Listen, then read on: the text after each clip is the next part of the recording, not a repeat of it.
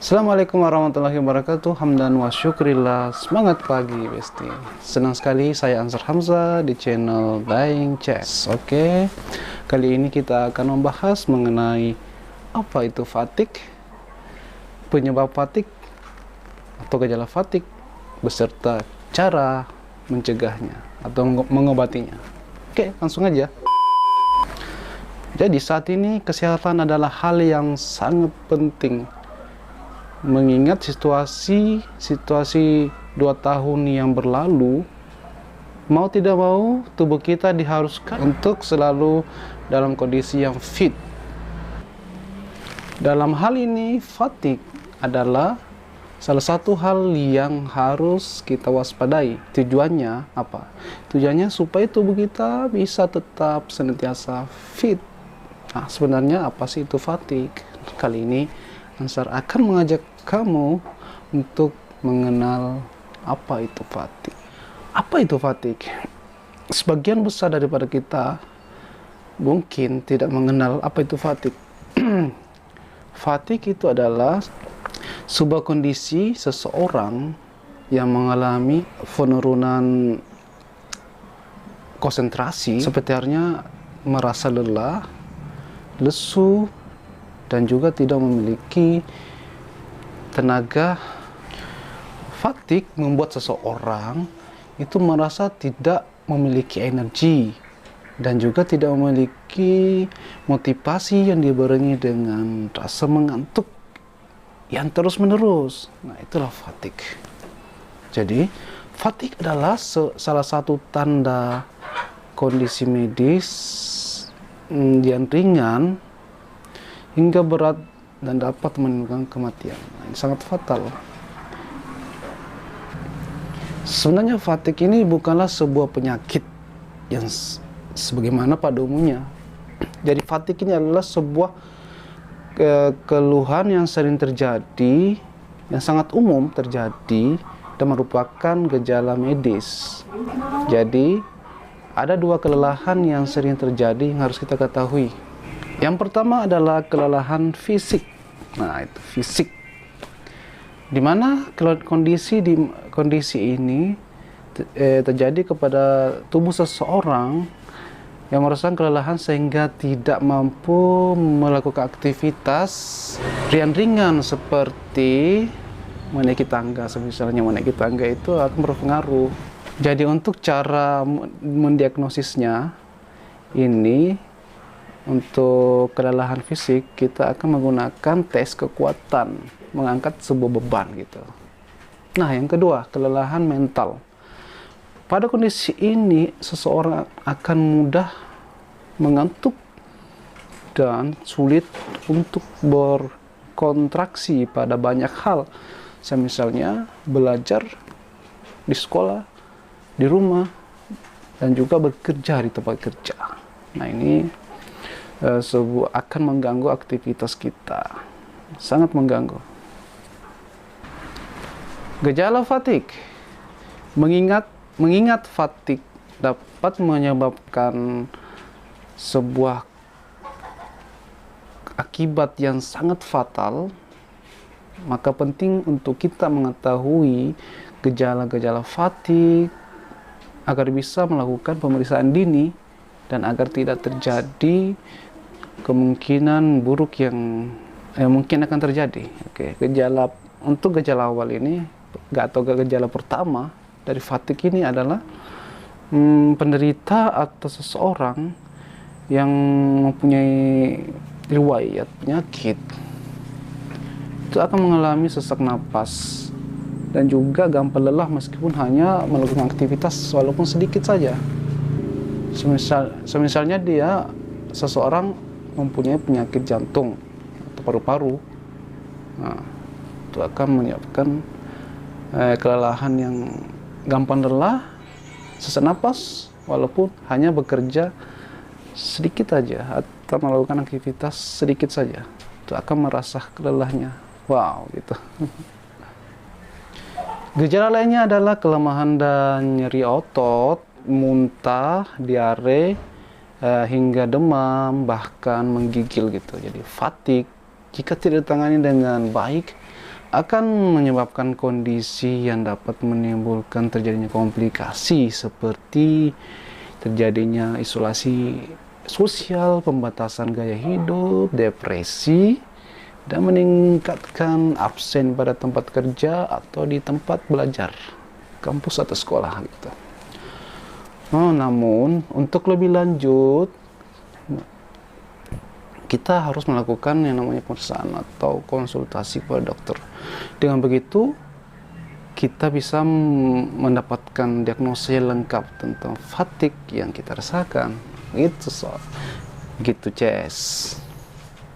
Jadi kesehatan kita adalah tanggung jawab kita, bukan orang lain. Dokter hanya sekedar memberikan solusi, masukan, dan juga diagnosa tentang apa yang kita rasakan atau yang kita alami gitu. Oke. Penyebab fatigue. Ini penyebab fatigue memiliki 3 faktor utama yang dapat menyebabkan fatigue ini. Yang pertama adalah faktor gaya hidup. Ini gaya hidup ini. Gaya hidup seseorang dapat memiliki pengaruh besar dalam kesehatan, tentunya dalam kesehatan. Gaya hidup yang tidak sehat yang dapat menyebabkan kondisi fatigue meliputi 1. Kurang tidur. Minimal tidurnya itu 6 jam. Itu 6 jam siang ataupun malam. Bagi orang yang bekerja, terutama yang bekerja mempunyai shift-shiftan gitu, shift malam dan juga shift siang. Yang berikutnya itu kurang beraktivitas olahraga. Memiliki aktivitas yang berlebihan. Yang berikutnya obesitas. Dan yang perlu juga kita hindari yaitu mengkonsumsi alkohol, benda-benda yang dilarang gitu.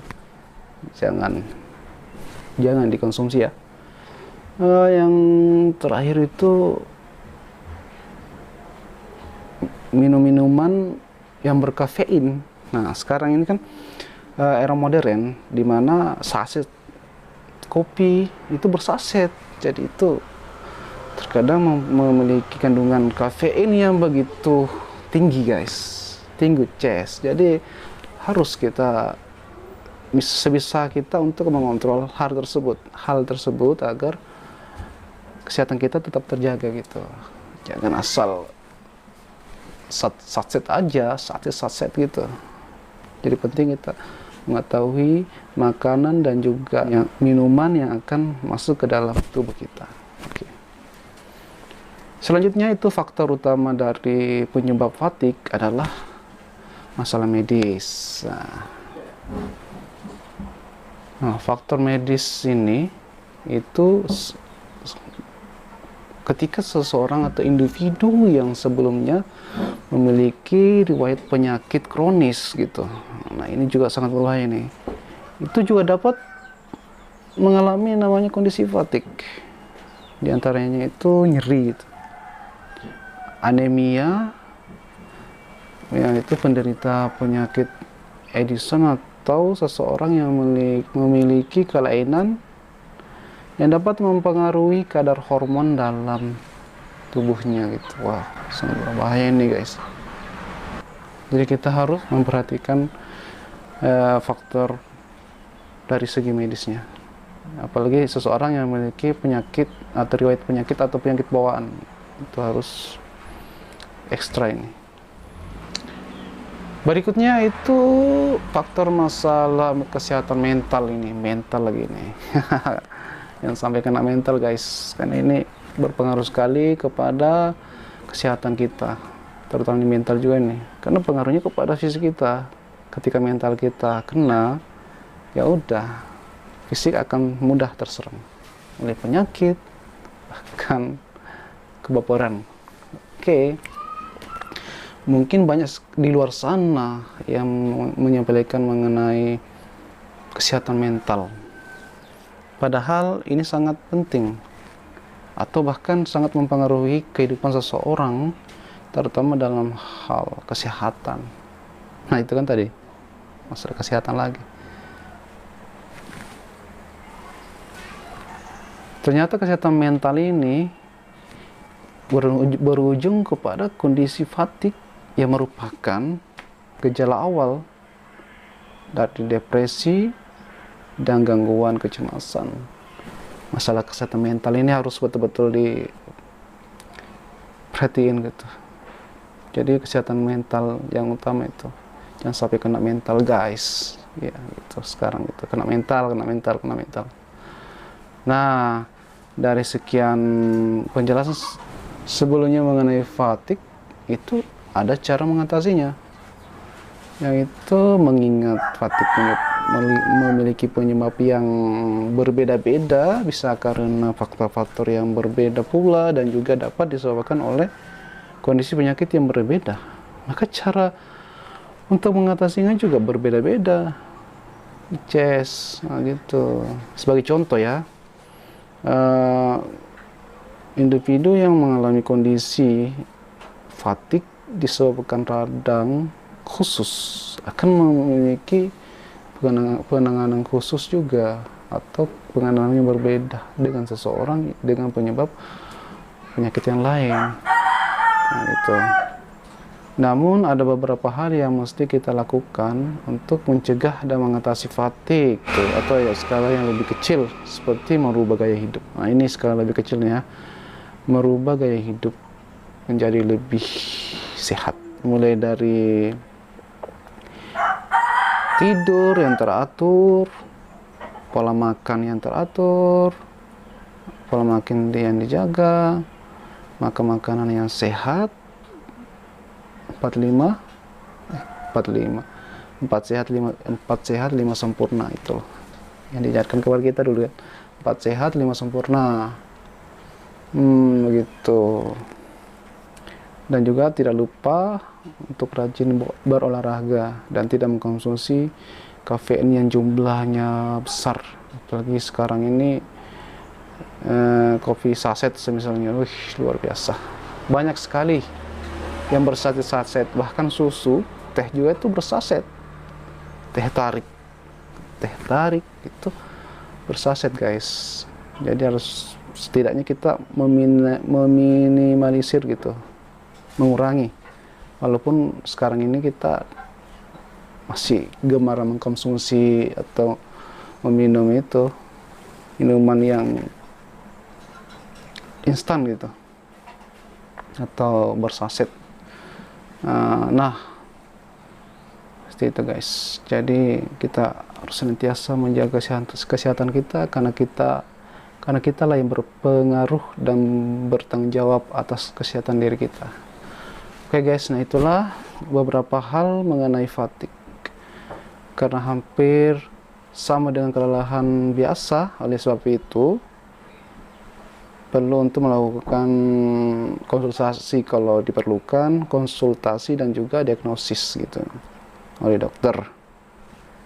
Nah, oleh dokter ya, bukan abal-abal ya, dari dokter. Bahkan dokter juga itu bisa mengalami yang namanya fatigue, bahkan manusiawi itu. Oke, dengan begitu kita bisa mendapatkan perawatan dan penanganan sesuai dengan penyebab kondisi yang fatigue yang kita rasakan, yang kita miliki gitu. Ya, setiap orang pasti berbeda-beda fatigue yang dialami. Seperti pekerja tambang, seperti pekerja tambang, itu sangat tinggi potensi dalam hal kondisi fatigue. Nah, dengan keadaan fatigue, kita juga dituntut untuk senantiasa mengutamakan keselamatan kerja atau safety first. Nah, ini poin utama, safety first dalam kegiatan pekerjaan dituntut sekali, karena ini mengenai yang namanya risiko kecelakaan dalam bekerja. Nah, safety first. Pengaruhnya juga sangat besar dari fatigue ini, karena musuh utama dalam bekerja di malam hari itu adalah fatigue.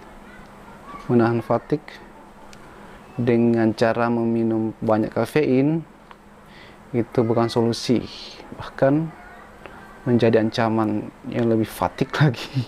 Oke guys, sama-sama kita menjaga kesehatan kita, menjaga keselamatan, terutama dalam bekerja. Safety first, utamakan keselamatan bekerja. Oke guys, mungkin sekian yang dapat saya sampaikan.